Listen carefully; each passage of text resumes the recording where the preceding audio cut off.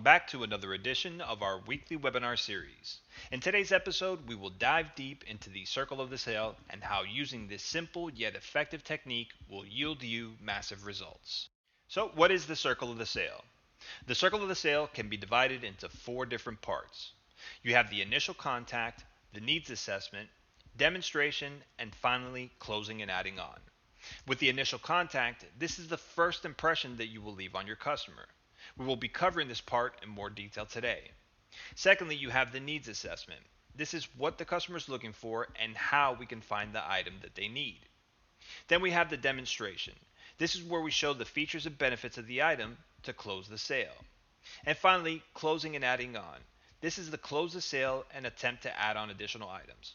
Also, don't forget a loan guarantee card. Focusing on the initial contact and overcoming objections. This training will teach you how to use this information that the customer gives you to close the sale.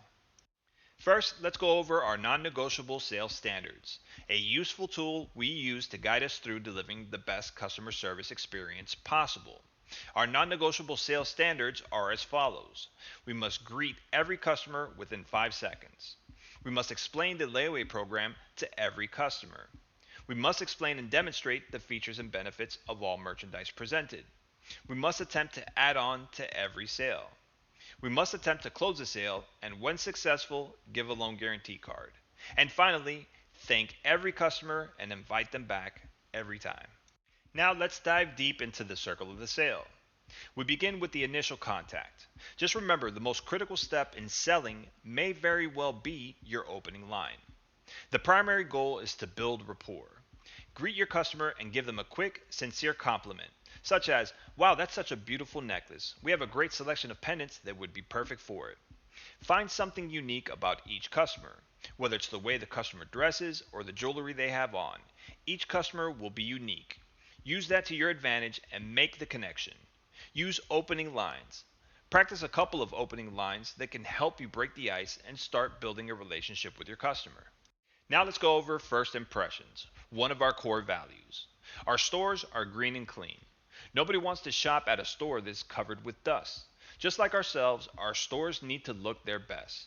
As it is said, for when you care for what is on the outside, what is inside cares for you.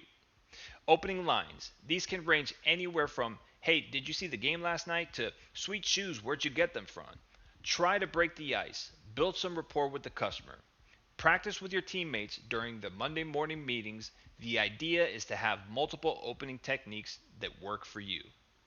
Let's talk about dealing with objections, because not every sale will be a close, and typically a customer will give you a false reason for not wanting the item.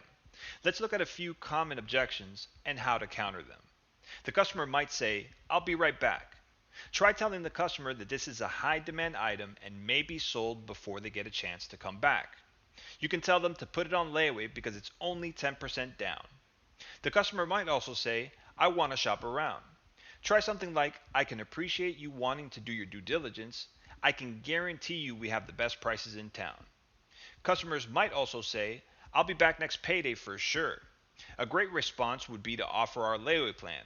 An even better response would be to offer them a loan on that beautiful necklace around their neck and then offer them the layaway.